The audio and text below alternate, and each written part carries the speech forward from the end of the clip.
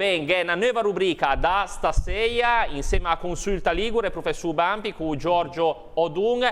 Giemo per la Liguria sentendo de parlare differenti, come quella dei cavallini stasera. E domandiamo a Viatri, al di là delle parole che già domando al professor Bampi, tutti i già seia, anche da dove arriva quello dialetto, quella parla, quella cocina. Sentiamo 30 secondi proprio su pesto di questa parlaca, fa parte della Liguria, però non è senese, e ho capito, sentiamo. Per dirvene una, chi da noi a Sima la chiamiamo pansetta, e finire piange un po' diverso, però sul pisto, niente da dire, pisto è sempre pisto. Comincia dall'agio snuda senza anima e poi piglia in compagnia e lì su corpi, anche corpi, e intanto sia a decala al basir che ne aveva paura, pistolo duo senza pietà ma con amore, pista e sia lo de chiedela. Allora, deghe sutta, se vuoi, con i telefoni aperti, con i messaggi che Carolina le è pronta a ricevere, cosa è che è stata a Luegia, professor Bampi, intanto?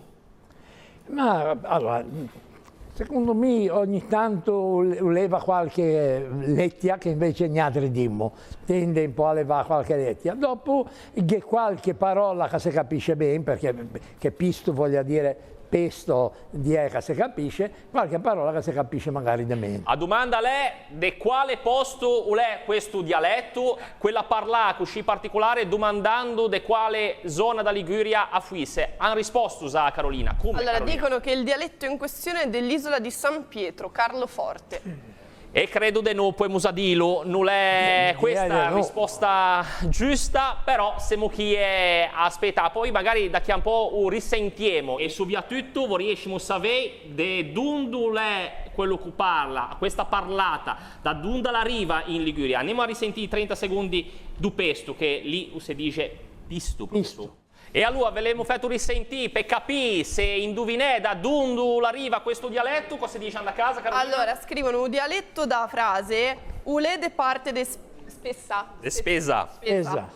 Foscia ciù verso a Valadda Dumagra. Ho letto bene? Dumagra. Non so se sia giusto. Professor Bampi, da che un po' diemo, meglio che Carloforte, via. Sì, direi proprio da sì. Qualcuno l'ha risposto, zone della Spezia, ma precisamente dunde da spesa, e bene, così è anche più facile con queste immagini che è l'elemento simbolo che distingue quello paese lì, no? Sì. Possiamo dirlo, professor Bampi? Sì. A risposta lei?